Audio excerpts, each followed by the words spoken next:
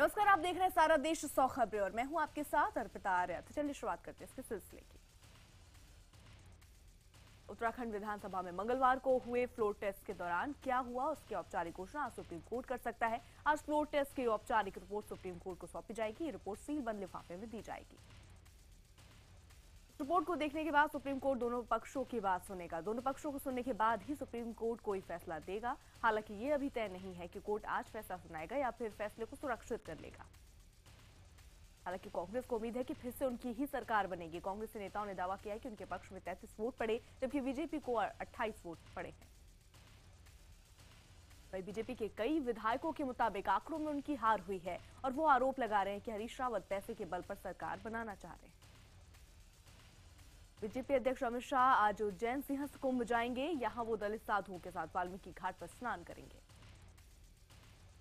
गौरतलब है कि इससे पहले अमित शाह को दलित साधुओं के साथ रामघाट तक शोभा यात्रा में भी शामिल होना था, लेकिन विवादों को देखते हुए शोभा यात्रा रद्द कर दी गई। अब सारे कार्यक्रम वाल्मीकि धाम से ही होंगे। बिहार के गया में आदित्य हत्याकांड में गिरफ्तार आरोपी रॉकी यादव को 14 दिन की न्यायिक हिरासत में भेज दिया गया है। जेडीयू ने आरोपी रॉकी यादव की मां और जेडीयू में एमएलसी मनोरमा देवी को पार्टी से सस्पेंड कर दिया। आदित्य सचदेवा के परिवार वालों ने आरोप लगाया कि उन्हें भरोसा ही नहीं है कि इस मामले में उन्हें इंसाफ मिल पाएगा। उप मुख्यमंत्री तेजस्वी यादव ने एक प्रेस रिलीज कर मीडिया पर निशाना साधा। बीच दिल्ली में एनडीए सांसदों ने गृह मंत्री राजनाथ सिंह से मुलाकात की और बिहार में कानून व्यवस्था की समीक्षा करने के लिए एक टीम भेजने की मांग की। सीबीआई ने गृह मंत्रालय में अंडर सेक्रेटरी के पद पर काम कर रहे एक वरिष्ठ अफसर आनंद जोशी के खिलाफ भ्रष्टाचार और आपराधिक साजिश का मुकदमा दर्ज किया। सीबीआई ने उन्हें आज पूछताछ के लिए पेश होने को कहा है। आनंद जोशी पर तिस्ता सीतलवाड़ के एनजीओ से जुड़ी 2 फाइलें भी गायब करने का आरोप है। साथ ही गलत तरीके से कई एनजीओ को नोटिस जारी कर उनसे रिश्वत लेने के आरोप लगे हैं। उधर आरोपी अफसर ने कहा है कि उन्हें ईमानदारी की सजा मिल रही है। कनाडा की एक कोर्ट के फैसले के बाद सॉफ्टवेयर ठेके में लाखों डॉलर की घूस लेने का मामला सामने आया। ये ठेका एयर इंडिया ने चेहरे की पहचान करने वाला सॉफ्टवेयर बनाने के लिए दिया था। इस घूसकांड में भारत के एक कैबिनेट मंत्री और एयर इंडिया के कई बड़े अधिकारियों का नाम सामने आया। इस मामले में कनाडा की एक कोर्ट घूस देने वाली कंपनी के एक अधिकारी को 3 साल की सजा सुनाई है। इलाहाबाद यूनिवर्सिटी के वाइस चांसलर प्रोफेसर रतन लाल अंगलू ने स्मृति ईरानी पर गंभीर आरोप लगाया। प्रोफेसर ने स्मृति ईरानी पर काम में दखल देने का आरोप लगाया। नाराज वीसी ने कहा कि अगर ऐसा ही चलता रहा तो इस्तीफा देकर वापस चले जाएंगे। पीएम मोदी की डिग्री विवाद के बीच आम आदमी पार्टी के नेता आज फिर दिल्ली यूनिवर्सिटी के वीसी से मिलेंगे। हालांकि इस बीच दिल्ली यूनिवर्सिटी के रजिस्ट्रार तरुण दास ने दावा किया कि पीएम की डिग्री सही है। प्रधानमंत्री नरेंद्र मोदी आज एक दिन के केरल दौरे पर जाएंगे। वो वहां रेप पीड़ित दलित लड़की के परिजनों से मुलाकात करेंगे। बीजेपी अध्यक्ष अमित शाह ने केरल में रैली के दौरान कांग्रेस अध्यक्ष सोनिया गांधी पर पलटवार किया। शाह ने कहा कि लोग आपके पुत्र प्रेम को जानते हैं, हेराल के प्रति आपके प्रेम को जानते हैं। देश को मालूम है कि आपका किसके प्रति भाव है। टीएमसी में हो रहे घोटालों, करोड़ों के घोटाले के लिए बीजेपी ने शिवसेना पर आरोप लगाया। बीजेपी सांसद किरीट सोमैया ने इन घोटालों की रकम सीधे उद्धव ठाकरे के पास पहुंचाने का आरोप लगाया है। ये पहला मौका है जब बीजेपी ने उद्धव ठाकरे के पर घोटाले का आरोप लगाया। बीजेपी के इन आरोपों के बाद शिवसेना बौखला गई। इन आरोपों प्रत्यारोपों से साफ है कि आगामी बीएमसी चुनावों में दोनों पार्टियां अलग अलग चुनाव लड़ने का मन बना चुकी हैं। IBN7 से खास बातचीत में नेपाली एम्बेसडर दीप कुमार उपाध्याय ने कहा कि नेपाल के प्रेसिडेंट का दौरा रद्द नहीं हुआ है बल्कि स्थगित हुआ है। उन्होंने ये भी कहा कि नेपाल के लिए चीन कभी भी भारत की जगह नहीं ले सकता। कांग्रेस ने मंगलवार को राज्यसभा में आरोप लगाया कि इस समय कुछ ऐसा माहौल चल रहा है कि किताबों से महापुरुषों के नाम हटाए जा रहे हैं। ऐसा नहीं होना चाहिए। वहीं सरकार ने आरोपों से इनकार किया और कहा कि कोई नाम हटाया नहीं गया है, सिर्फ वो नाम उजागर किए गए हैं जो इनकी सरकार ने हटा दिए थे। हरियाणा के सीएम मनोहर लाल खट्टर ने केंद्र सरकार से दिल्ली के अकबर रोड का नाम बदलने की मांग की। विपक्ष ने खट्टर की मांग पर सवाल उठाए और कहा ये लोग सांप्रदायिकता के एजेंडे पर काम करते हैं। बीजेपी सांसद दल की बैठक में पीएम मोदी ने अपने सांसदों और मंत्रियों को खास निर्देश दिए कि वो जनता के बीच जाकर सरकार की उपलब्धियों को पहुंचाएं। सूत्रों के मुताबिक इसके लिए संसद सत्र के बाद सभी सांसद 7 रात और 8 दिन अपने संसदीय क्षेत्र में गुजारेंगे। पीएम 26 मई को सरकार के 2 साल पूरे होने के बाद सांसदों के छोटे छोटे ग्रुप से मिलेंगे और उनसे फीडबैक लेंगे। दिल्ली सरकार में संसदीय सचिव बने आम आदमी पार्टी के जिन 21 विधायकों की सदस्यता पर खतरा है, उन्होंने चुनाव आयोग को अपना जवाब जमा कर दिया है। जवाब में कहा गया कि संसदीय सचिव के तौर पर उन्हें वेतन भत्ता, गाड़ी और ऑफिस नहीं दिया गया, यानी किसी तरह का लाभ नहीं मिला। हालांकि बीजेपी अब भी सरकार पर हमले कर रही है। यमुनोत्री, गंगोत्री और केदारनाथ के बाद आज भगवान बद्रीनाथ धाम के कपाट भी आम लोगों के लिए खुल गए। इस बार 15 क्विंटल फूलों से भगवान विष्णु के धाम को सजाया गया। बाबा बर्फानी इस बार भव्य आकार प्रकट हुए हैं। IBN7 बाबा की गुफा तक पहुंचा और बाबा की तस्वीरें सबसे पहले आपके सामने लेकर आया। पिछले रविवार को लिए गए इस वीडियो में बाबा बर्फानी साथ में माता पार्वती और पुत्र गणेश भी नजर आ रहे हैं। बता दें कि अमरनाथ यात्रा 2 जुलाई से शुरू हो रही है। यात्रा के लिए अब तक 1.5 लाख भक्तों ने पंजीकरण कराया है। हिमाचल प्रदेश के शिमला के पास सुन्नी चाबा में बादल फटने की घटना हुई, जिसके चलते एक स्कॉर्पियो गाड़ी सहित कई लोग बह गए। पुलिस का रेस्क्यू ऑपरेशन जारी है। राहत बचाव में 3 लोगों को बचा लिया गया है, जबकि 4-5 लोगों की तलाश जारी है। स्थानीय लोगों के अनुसार राफ्टिंग करने आए सैलानी पंजाब के थे। उत्तराखंड में भागीरथी नदी का जलस्तर लगातार बढ़ने से उत्तरकाशी इलाके में गांवों को जोड़ने वाली 2 पुलियां बह गई, जिससे गांव वालों की परेशानियां बढ़ गई। अचानक पानी बढ़ने से एक बोलेरो कार भी नदी के बीच फंस गई। दिल्ली और NCR के कई इलाकों में देर रात झमाझम बारिश हुई। जोरदार बारिश से लोगों को भीषण गर्मी से राहत मिलने की उम्मीद। प्रधानमंत्री आवास योजना के तहत महाड़ा मुंबई में 1,80,000 छोटे घर बनाए जा रहे हैं। इन घरों की कीमत 7.5 लाख रुपए होगी। अगले 3 सालों में 1 लाख घर बना लिए जाएंगे। दिल्ली में आज से सभी स्कूलों में छुट्टियां कर दी जाएंगी। राज्य सरकार ने बढ़ती गर्मी को देखते हुए सभी स्कूलों को 11 मई से बंद करने का सर्कुलर जारी किया था। छत्तीसगढ़ के महासमुंद में एक थाने के अंदर SDPO एक कांस्टेबल की पिटाई करता नजर आ रहा है। SDPO पर सूबेदारों को संरक्षण और अपने विभाग के कर्मचारियों को नीचा दिखाने के लिए मारपीट का आरोप लग रहा है। हालांकि SDPO ने आरोपों को गलत बताया। मुंबई में जर्जर इमारतों में रहने वाले करीब 5 लाख लोगों की जिंदगी खतरे में है। हाल ही में किए गए एक सर्वे में पता चला कि शहर में करीब 16,000 जर्जर इमारतें हैं, जो कभी भी ढह सकती हैं। प्रशासन ने इन जर्जर इमारतों को खाली कराने का नोटिस दे दिया है। बावजूद इसके लोग अपने घरों को छोड़कर जाने को तैयार नहीं हैं। इन लोगों की जान बचाने के लिए अब सरकार ने बल प्रयोग कर घरों को खाली कराने का फैसला किया है। जम्मू के राजौरी जिला अस्पताल में चूहों का आतंक दिन प्रतिदिन बढ़ता ही जा रहा है। यहाँ रात में चूहों ने एक मरीज की टांग काट दी। हैरानी की बात यह है कि इससे पहले भी चूहों के काटने की घटना सामने आई है, लेकिन इसके बाद भी अस्पताल प्रशासन ने कोई कार्रवाई नहीं की। कॉल ड्रॉप के मामले में मोबाइल कंपनी को उपभोक्ताओं को पेनाल्टी देना चाहिए या फिर नहीं, इस पर सुप्रीम कोर्ट आज फैसला सुना सकता है। इससे पहले हाईकोर्ट ने कंपनियों को जुर्माना भरने का आदेश दिया था। सूखे के मामलों में देश के कई राज्यों की स्थिति गंभीर बनी हुई है। इस मसले पर भी आज सुप्रीम कोर्ट केंद्र और राज्यों को अहम निर्देश दे सकता है। यूपीएससी की सिविल सेवा परीक्षा 2015 का फाइनल रिजल्ट घोषित हो गया, जिसमें पहले नंबर पर बाजी दिल्ली की लड़की के हाथ लगी। दिल्ली की रहने वाली 22 साल की टीना डावी टॉपर बनी, तो जम्मू कश्मीर के अतहर आमिर ने दूसरा स्थान हासिल किया। ईटीवी न्यूज ओडिया के 1 साल पूरा होने के अवसर पर भुवनेश्वर में खास कार्यक्रम आयोजन किया गया। इसमें ईटीवी हेड जगदीश चंद्र समेत कई गणमान्य लोगों ने शिरकत की। इस खास मौके पर ETV news network head Jagdish Chandra ने कभी कहा कि उन्होंने कभी टीआरपी के लिए नहीं बल्कि अपने दर्शकों की भावनाओं के लिए काम किया है। महाराष्ट्र में डांस बार दोबारा शुरू करने को लेकर एक बार फिर सुप्रीम कोर्ट ने राज्य सरकार को निर्देश दिए। कोर्ट ने सरकार से कहा कि अब वो 8 डांस बार को 12 मई तक लाइसेंस जारी करें। कोर्ट ने बार मालिकों को भी बुधवार तक पुलिस को इस बात का हलफनामा देने को कहा है कि वो आपराधिक पृष्ठभूमि के लोगों को बार और डांस एरिया में काम पर नहीं लगाएंगे।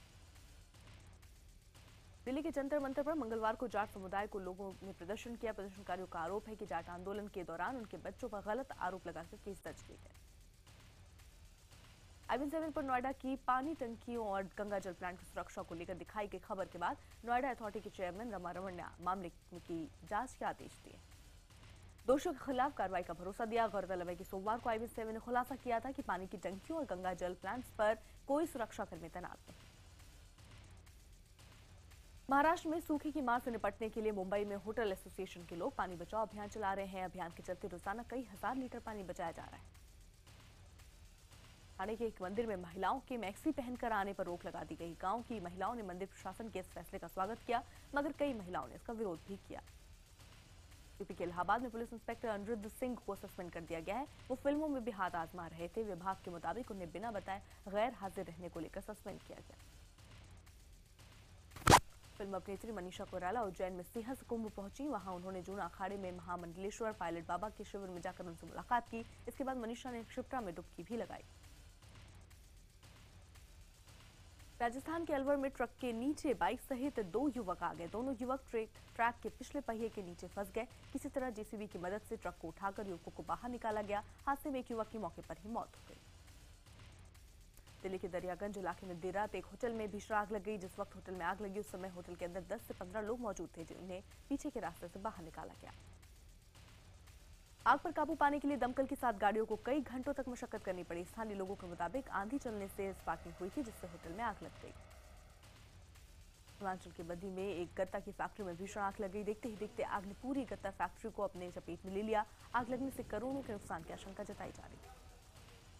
राजस्थान के जयपुर के मानसरोवर इलाके में मौजूद लकड़ी और टेंट हाउस के गोदाम में भीषण आग लग गई। मकानों की छतों पर रखी पानी की टंकियां भी आग की वजह से पिघल गई। मध्य प्रदेश के उज्जैन में पेट्रोल पंप पर पेट्रोल भरवाते समय एक मारुति कार में आग लग गई। आग लगने के बाद पेट्रोल पंप में अफरा तफरी मच गई। गनीमत ये रही कि कोई बड़ा हादसा नहीं हुआ।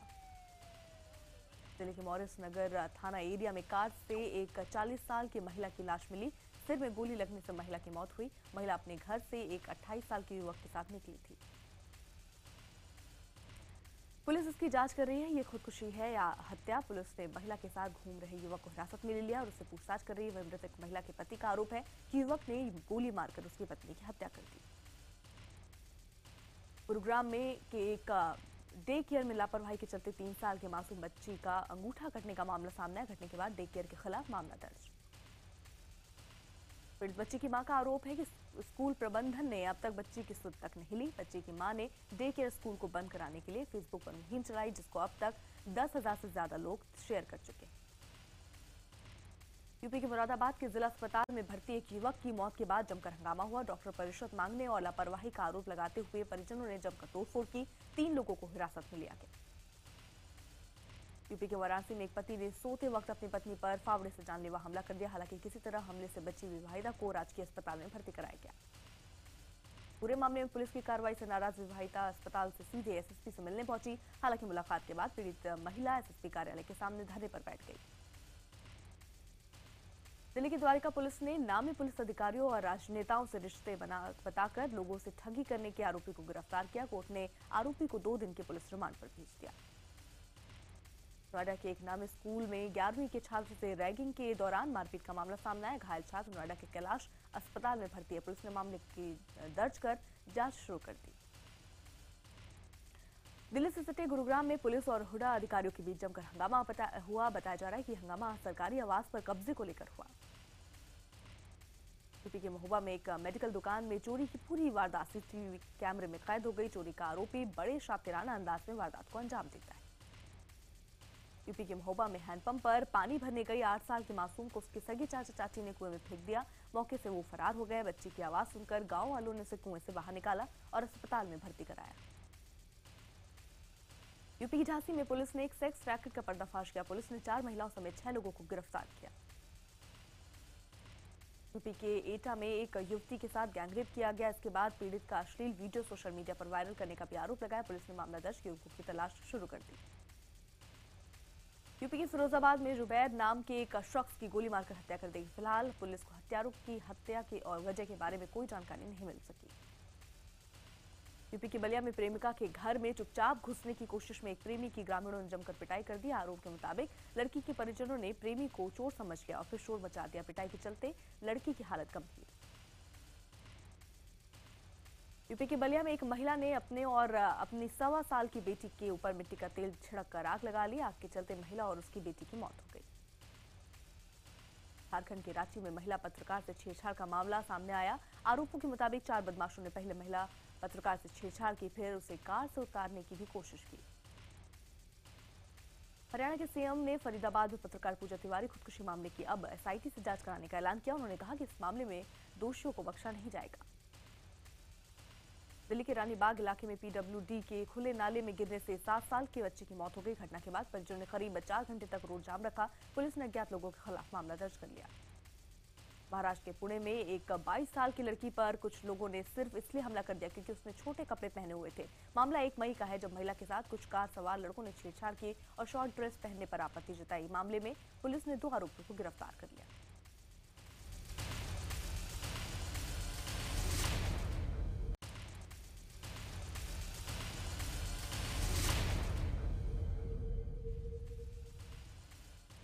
अभिनेता नवाजुद्दीन सिद्दीकी और निर्माता निर्देशक अनुराग कश्यप की आने वाली फिल्म रमन राघव 2.0 का ट्रेलर मुंबई में रिलीज कर दिया गया।